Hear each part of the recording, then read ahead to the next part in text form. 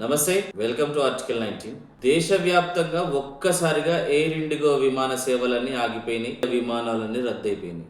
రద్దయిపోవడం అంటే అలా ఇలా రద్దవడం కాదు. వందల సంఖ్యలో 500, 600 ఇలా వందల సంఖ్యలో అన్ని విమానాశ్రయాలు, దేశవ్యాప్తంగా ఉన్న అన్ని విమానాశ్రయాలు ఉన్న ఎయిర్ ఇండిగో విమానాలని కూడా రద్దయిపోయినాయి అన్నమాట. టికెట్లు బుక్ చేసుకున్న ప్రయాణికులందరూ కూడా చాలా ఇబ్బందులు పడ్డారు. मेरे बेटे को प्यार चाहिए, दे दो, दे दो, प्यार चाहिए, दे दो, दे दो, प्यार है। सिस्टर, सिस्टर, भाई मेरे बेटे को प्यार चाहिए, मेरा बेटी का ब्लड आ रहा, ब्लड नीचे से ब्लड आ रहा, प्यार चाहिए, दे दो।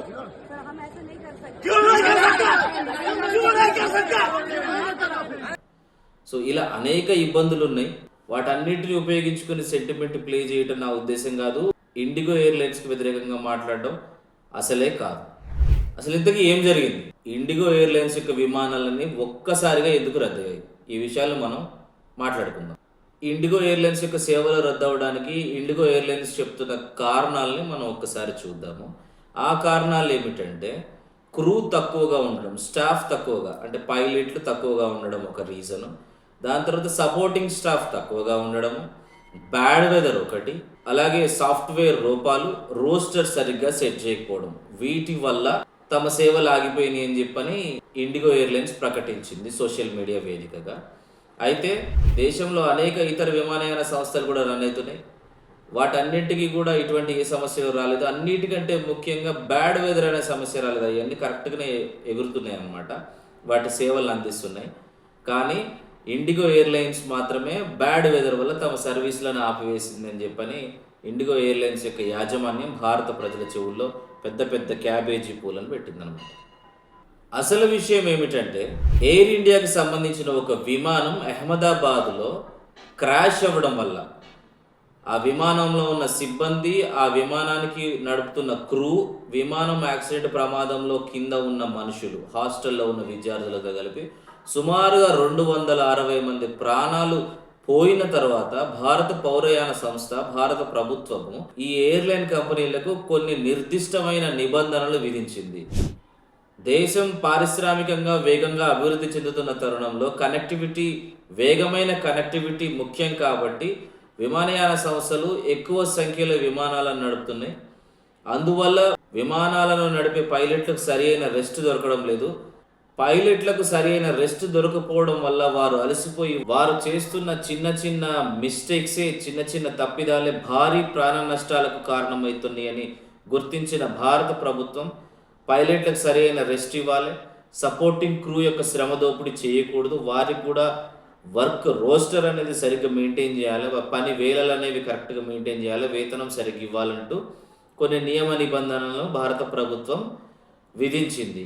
ఈ విధించిన నిబంధనలకు సంబంధించి ఆ ప్రమాదం, ఎయిర్ ఇండియా ప్రమాదం అహ్మదాబాద్లో జరిగిన నాటి నుంచి నేటి వరకు అన్ని విమానయాన సంస్థలకు సరి అయిన దిశలో నోటిఫికేషన్స్, నోటీసులు జారీ చేస్తూనే వచ్చింది. వీటిలో ఏ ఒక్క నిబంధనను కూడా ఎయిర్ ఇండిగో అసలు అమలు చేయకపోవడం వల్ల ఎయిర్ ఇండిగో సర్వీసులను ఆపివేయాల్సిన పరిస్థితి వచ్చింది. ముందు మనం మాట్లాడుకున్నట్టు విమానాశ్రయాలన్నీ రైల్వే స్టేషన్లలాగా ప్రయాణికుల మూటలతో నిండిపోయినాయి. విమానయాన రంగం ఒక్కసారిగా ఉలిక్కి పడ్డది. విదేశాల నుంచి ఇండియాకు వస్తున్న వాళ్ళు, ఇండియా నుంచి విదేశాలకు వెళ్తున్న వారు, టికెట్లు బుక్ చేసుకున్న ప్రతి ఒక్కరూ అనేక ఇబ్బందులు పడ్డారు. విమానయాన సంస్థ ఒక్కసారిగా షాక్ తిన్నదని మనం మాట్లాడుకున్నాం కదా. సో దానికి కారణం ఒకసారి మనం చూద్దాం. ఒక్క విమానయాన సంస్థ ఇండిగో ఎయిర్లైన్స్ ఆగిపోతే ఈ దేశవ్యాప్తంగా విమానయాన శాఖ మొత్తం ఎందుకు షాక్ అవ్వాల్సి వచ్చింది, ప్రయాణికులందరూ ఎందుకు ఇబ్బందులు పడాల్సి వచ్చిందని ఒక్కసారి మనం ఆలోచిస్తే ఇక్కడే అసలు రహస్యం మనకు దాగున్నది. భారతదేశ ఎయిర్ ట్రాన్స్పోర్ట్ విభాగంలో 92% వాటా ఎయిర్ ఇండియా, ఇండిగో ఎయిర్లైన్స్ ఈ రెండు కంపెనీల చేతుల్లోనే కేంద్రీకృతమై ఉన్నది.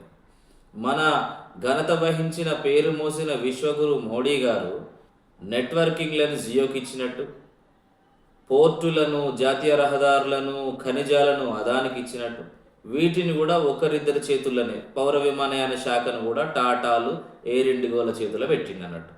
వనరులు వ్యవస్థలన్నీ ఒకరిద్దరి చేతుల్లోనే కేంద్రీకృతం అవడం వల్ల జరిగే దుష్పరిణామాలే ఈ ఇండిగో ఎయిర్లైన్స్ లాంటి సంక్షోభాలు.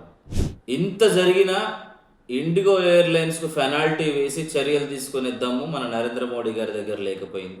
కోట్ల సంఖ్యలో విమాన ప్రయాణికులు ఇబ్బందులు పడ్డా కానీ నరేంద్ర మోడీ గారికి, బీజేపీ ప్రభుత్వానికి కానీ ఇండిగో ఎయిర్లైన్స్కు శిక్ష వేసే, పెనాల్టీ వేసే దమ్ము మాత్రం లేనే లేదు. మనం ఇప్పుడైనా అర్థం చేసుకోవాలి, మతం మాటున, మతం ముసుగులో బీజేపీ పార్టీకి, నరేంద్ర మోడీకి మనం వేసే ఒక్క ఓటు ఈ జాతి సంపదను ఒకరిద్దరి జేబుల్లోకి నెడుతుంది అనే విషయాన్ని, అనే పచ్చి నిజాన్ని మనం తెలుసుకోవాల్సిన అవసరం ఎంతైనా ఉంది. మన దేశ సంపదలో మనందరికీ వాటా లభించాలంటే, మన దేశ సంపద ఒకరిద్దరి చేతుల్లో కేంద్రీకృతం కాకుండా ఉండాలంటే ఖచ్చితంగా ఈ రోజు నుంచి stop voting for BJP, stop voting to BJP and Modi.